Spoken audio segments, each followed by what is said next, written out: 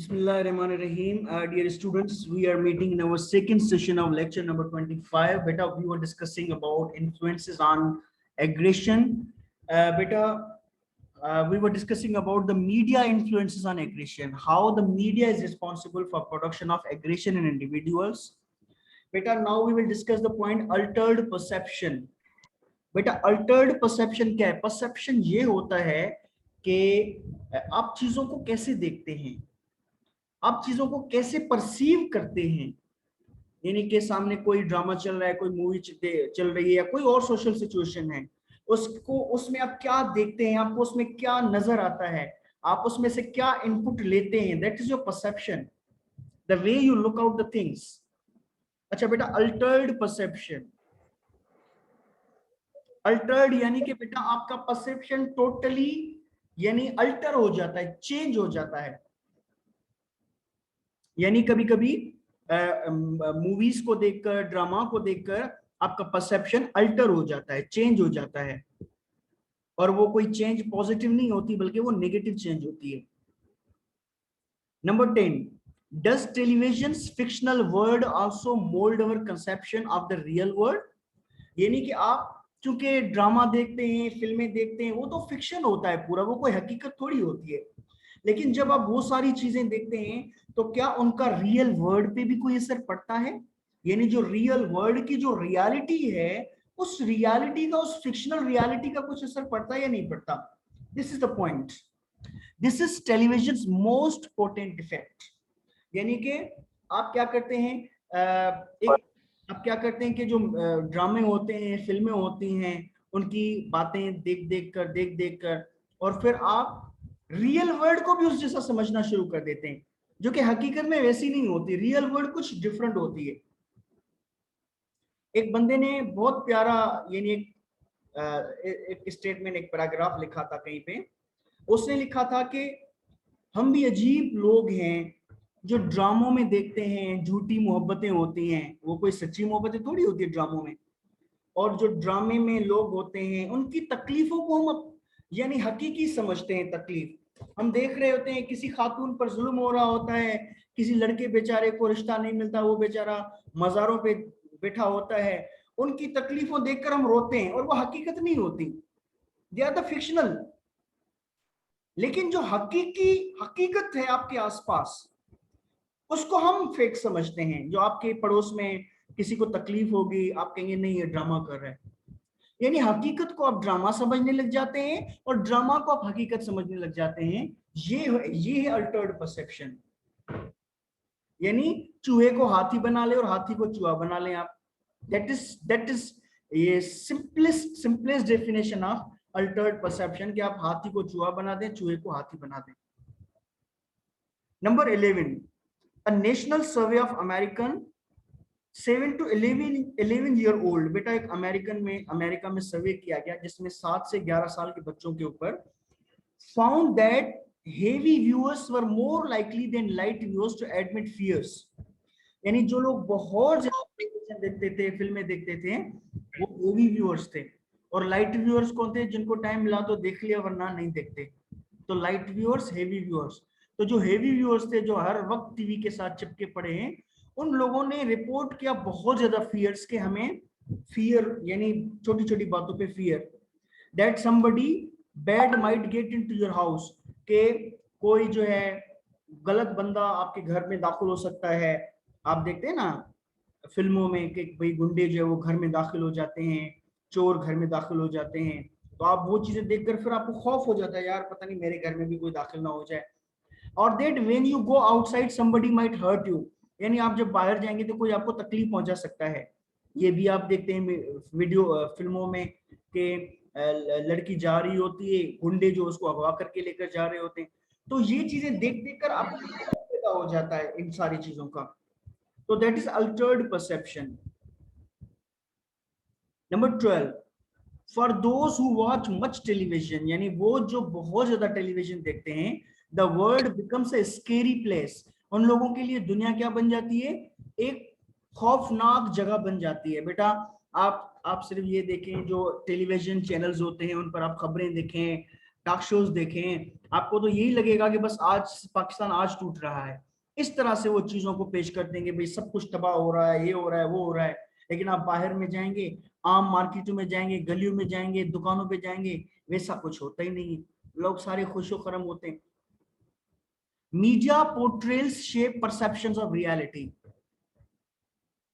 Media portrayal shape perception of reality, यानी कि बेटा जो the way media present the things, यानी जिस अंदाज से मीडिया चीजों को पेश करता है, लोग उससे ही रियलिटी को देख रहे होते हैं।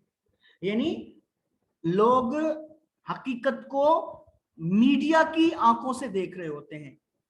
अब आप देखें मीडिया की reporting about Lyari, how they portrayed the image of Lyari, कि लियारी एक बुरी जगह है जहाँ पे गैंगवार रहते हैं, जहाँ पे लोग जो ठीक से जी नहीं सकते, लोग खौफ खौफ के आलम में जिंदगी गुजार रहे हैं। इस तरह की खबरें दे देकर अब जो कोई बाहर मिलता है वो कहता है अच्छा लियारी, लियारी में तो अब क्या, अब लियारी में अमन है? भाई लियारी में अमन ही अमन तो है। थोड़े बहुत जो वाकयात होते हैं वो तो हर जगह पे होते हैं, लेकिन मीडिया ने एक बहुत बुरी जगह बना दिया था इसको। तो that is called Altered perception, लोगों का परसेप्शन अल्टर्ड हो गया। Number 13, people who watch many hours of television see the world is dangerous place, यानी जो बंदा जितना ज्यादा टेलीविजन देखता है उसकी नजर में दुनिया उतनी खतरनाक है। Number 14, television steals time from club meetings, volunteering, congregational activities and political engagement। बेटा टेलीविजन का सबसे बड़ा नुकसान क्या है? यहाँ पे 5 नुकसान बताए गए। सबसे पहला नुकसान ये होता है कि आपकी सोशलाइजिंग खत्म हो जाती है। आप जो टाइम दोस्तों के साथ बिताना चाहते हैं, जो जो क्लब की मीटिंग्स में जाना चाहते हैं, आप वो नहीं देते, आप टेलीविजन पे बैठकर घर देखते हैं। वॉलंटियरिंग, यानी आप जो है सोशल एक्टिविटीज, सोशल सर्विस के लिए आप अपने आप को वॉलंटियर करते हैं, लेकिन फिर आप टेलीविजन बैठकर देखते हैं, आप उन एक्टिविटीज में नहीं जाते। कॉन्ग्रीगेशनल एक्टिविटीज, बजाय के बाहर जाकर किसी जलसे जुलूस में आप शामिल हों, आप टेलीविजन देखते हैं। पॉलिटिकल एंगेजमेंट, यानी आप सियासत में आपका बहुत बड़ा रोल होता है एक आम शहरी की हैसियत से, तो आप उस रोल से भी डिसएंगेज हो जाते हैं जब आप टेलीविजन को बहुत ज्यादा देखते हैं। तो ये नुकसान है टेलीविजन के। Number 15, exposed to television in its formative years, the lower its civic engagement, यानी जब जो बच्चा, यानी जो शुरू वाले साल होते हैं बच्चे के, जितना ज्यादा वो टेलीविजन के करीब होगा उतना ही ज्यादा वो बड़े होकर सिविक सेंस उसमें से निकल जाएगा। सिविक सेंस क्या होता है बेटा? सिविक एंगेजमेंट क्या होती है?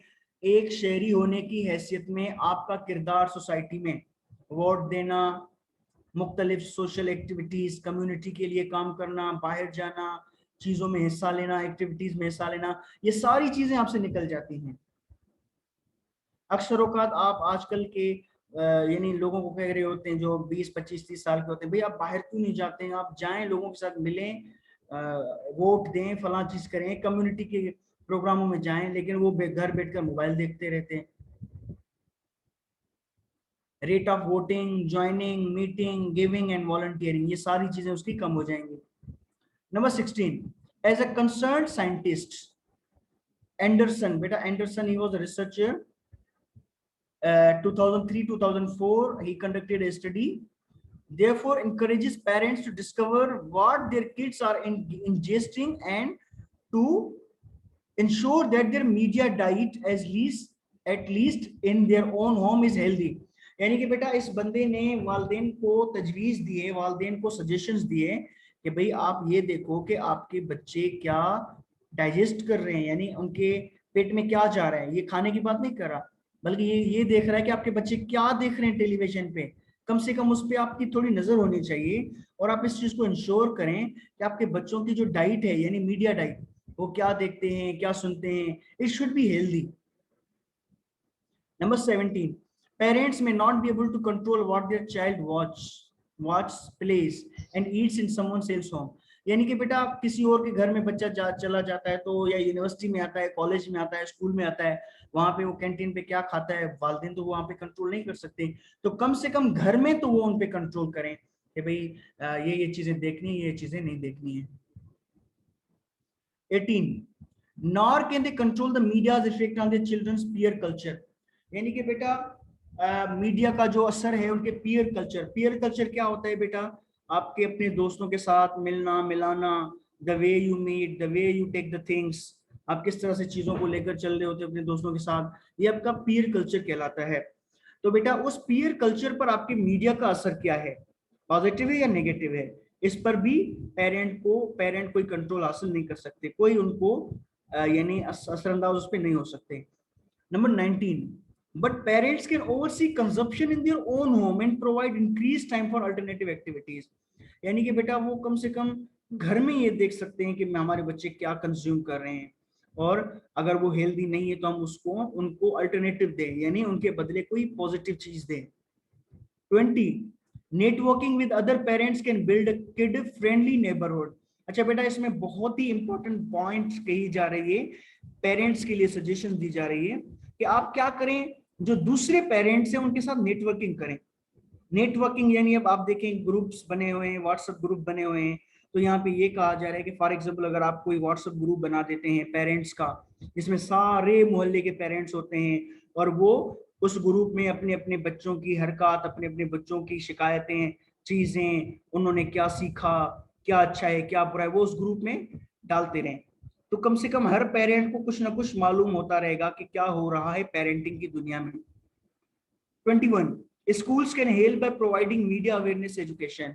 अच्छा बेटा स्कूल का क्या काम है, स्कूल का काम ये है कि बच्चे को इस चीज का सेंस देना कि what is good and what is not good in media, यानी बच्चे को ये तमीज सिखा दे कि बेटा मीडिया में जो कुछ दिखाया जा रहा है उसमें आपके लिए कौन सी चीज बेहतर है और कौन सी चीज बेहतर नहीं है, ये तमीज स्कूल सिखा सकता है बच्चे को।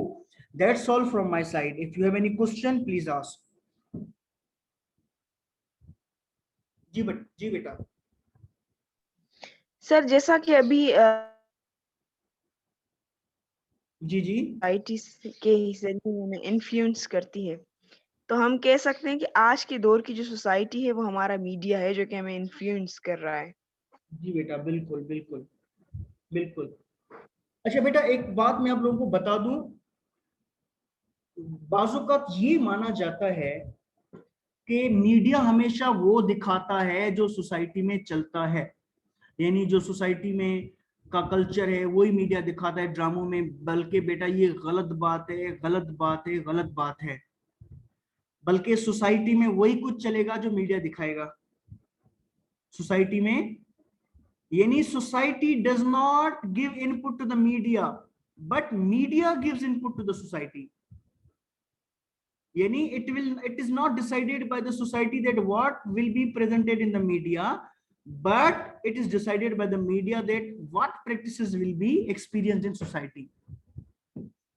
यानी जो कुछ आप दिखाएंगे ड्रामों में दिखाएंगे वही बातें होने लगेंगी। अब आजकल आप देखें कौन से ड्रामे होते हैं, सिर्फ और सिर्फ अफेयर्स के ड्रामे हो रहे होते हैं, फलां का फलां के साथ अफेयर, ये वो, ठीक है बेटा, और इन चीजों को देख देख कर माहौल में भी वो सारी चीजें फिर पैदा हो रही होती हैं, लोगों को सजेशंस मिल रही होती हैं, अच्छा ये चीजें भी थी, लोगों के तो जहन में भी ये चीजें नहीं थी, लेकिन मीडिया को देखने के बाद ये चीजें पैदा हो रही हैं उनके जहन में। सर जैसे सुसाइड केसेस भी ज्यादा हो रहे हैं मीडिया की वजह से, बार बार एक ही बात। जी बेटा बिल्कुल बिल्कुल, मीडिया में शो करते तो बिल्कुल बेटा। जी सर, जैसे कि जो लोग देखेंगे वही करेंगे ना। जी बिल्कुल बिल्कुल। सर हमारा जो मीडिया, जी बेटा हेलो सर हमारा जो कल्चर है उसमें कोई इफेक्टिव चीजें आ सकती है मीडिया की वजह से। हेलो सर आवाज आ रही है? यार आपकी आवाज मिसिंग आ रही है, आप दोबारा। हेलो जी बताएं। सर मैं क्वेश्चन ये कर रहा हूँ कि मीडिया की वजह से हमारे सोशल कल्चर जो हमारे है, कल्चर की वजह से चेंजेस आ सकती है या नहीं मीडिया में? या जी सर मीडिया की वजह से सर, बिकॉज ऑफ मीडिया। बेटा because of media so many changes are taking place in our our culture। आप देखें आजकल सिर्फ और सिर्फ आप अपने माहौल में एक चीज को देखेंगे, जब शादियां होती थी शुरू में कितने अच्छे अंदाज से होती थी, वो जो बड़ी बूढ़ियां होती थी पुराने जमाने के, ये जो होते थे, सहरे वो गाती थी। लेकिन आजकल आप देखें मीडिया की वजह से, फिल्मों की वजह से, आज जब शादियां होती हैं तो हमारी घर की जो बच्चियां होती हैं वो इंडियन सॉन्ग्स पे डांस करती हैं। इट मींस आप देखिए किस हद तक आपका कल्चर बिगड़ चुका है इस मीडिया की वजह से। आ रही बात समझ में बेटा? जी sir, thank you so much. Anyone else? Sir एक क्वेश्चन है। जी बेटा। सर ऊपर आपने पढ़ाया था कि जो अभी मतलब टेलीविजन में जो विलन होते हैं सर, वो जो नेगेटिव रोल अदा करते हैं, फिर हम उन्हें देख के हम भी उनकी तरह मतलब नेगेटिव रोल करते हैं अपने समाज में। तो सर टीवी पे सर हीरोज भी होते हैं ना सर, वो भी पॉजिटिव रोल अदा करते हैं, तो सर हम बेटा उनकी तरह देखिए, क्यों नहीं अदा मतलब? देखिए बेटा, जैसे जैसे जैसे फिल्मों में दोनों तरह के लोग पाए जाते हैं, सोसाइटी में भी दोनों तरह के लोग पाए जाते हैं। अब जो हीरो वाले, जिनको हीरो का रोल पसंद होगा वो हीरो वाला रोल अदा करेंगे, और जो बेटा विलेन भी तो होते हैं ना सोसाइटी में मौजूद होते हैं, बुरे बुरे लोग भी तो होते हैं ना, वो क्या करेंगे, जी सर। उनको एक तरीका मिल जाएगा कि अच्छा ये विलेन ने ये तरीका किया था। आप देखें कि बाज़ औक़ात जो यानी होती हैं, चोरियां होती हैं, डकैतियां होती हैं, इनके तरीके इनको कहाँ से मालूम होते हैं? जो क्राइम पेट्रोल, क्राइम की वारदात पे प्रोग्राम होते हैं ना बेटा, उनमें पूरे तरीके बताए जाते हैं कि फला मुजरिम ने ये तरीका अख्तियार करके ये चीज की, और फिर लोग वो तरीके अडॉप्ट कर रहे होते हैं। आ रही है बात समझ में? जी सर, जी सर, जी सर। सर जी सर वैसे भी ना सर ज्यादातर लोग जो है ना बुरे कामों की तरफ ज्यादा माइल होते हैं, जो देखते हैं ना दूसरों के साथ भी वही बुरा करते हैं फिर। जी Excuse बेटा, me, इसको sir. इसको हम कहते हैं negativity bias. It means we are more inclined to the negativity as compare to the positivity. जी बेटा। Excuse me, sir. Sir. जी। सर जैसे छोटे बच्चे अगर कोई एक्शन मूवी देखते हैं तो वो पिस्तौल लेके एक दूसरे को मार रहे होते हैं क्योंकि उन्हें पता है कि मरता कोई नहीं है। तो एक दफा मेरे कजिन्स ने ये ऐसा किया था, मस्ती मस्ती में एक दूसरे को मार रहे थे और उसको, मेरे छोटे कजिन को लग भी गई थी। जी तो उसे बिल्कुल। उठा के कह रहा है तुम तो मरे ही नहीं, उठ जाओ उठ जाओ, और उसे चोट भी लगी थी सर। जी बेटा। अच्छा बेटा, क्यों कहते हैं कि बच्चों के सामने ओके। कभी भी वायलेंट चीजें ना करें? इवन आप ये देखें, जो हम कुर्बानी में करते हैं ना, बकरे को ज़ब्ह करते हैं, तो कहते हैं बच्चों के सामने ये चीज ना करें।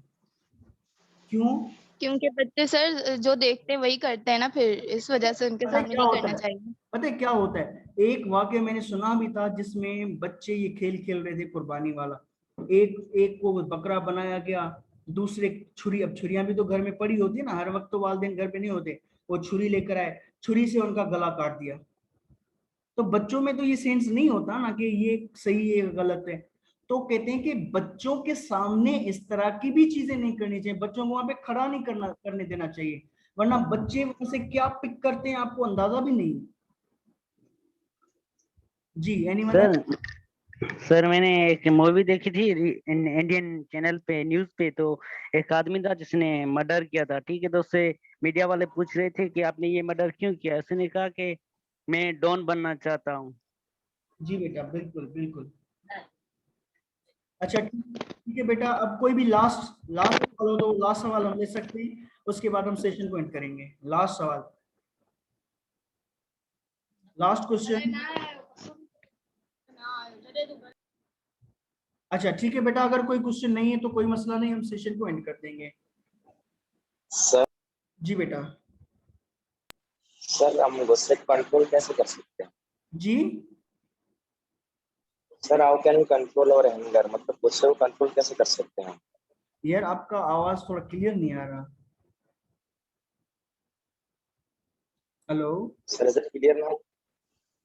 जी बेटा बताएं। हेलो जी जी। सर, सर मैं ये कह रहा था कि हम गुस्से को कंट्रोल कैसे कर सकते हैं? जी बेटा, गुस्से को कंट्रोल ये इंशाल्लाह हम नेक्स्ट लेक्चर में पढ़ेंगे, how to handle the aggression. ठीक है बेटा?